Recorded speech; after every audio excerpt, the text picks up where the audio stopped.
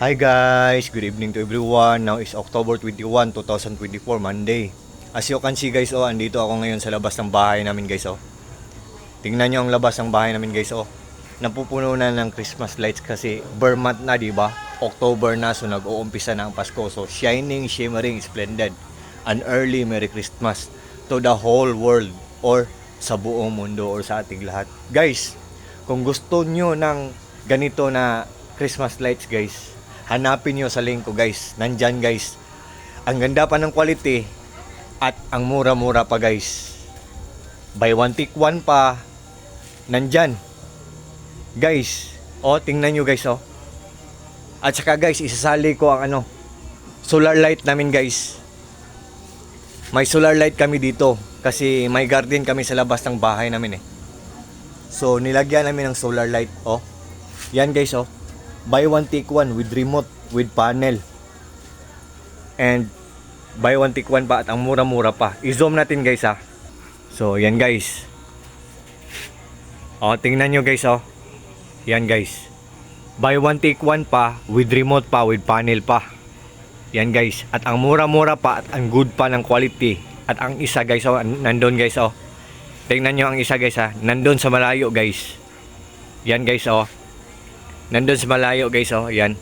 Buy one take one pa with remote pa, with panel pa. So yan guys. Lahat yan guys nasa link ko guys. Kung gusto nyo guys, sa lahat ng mga taong nagtatrust sa akin, hanapin nyo lang dyan sa links ko guys.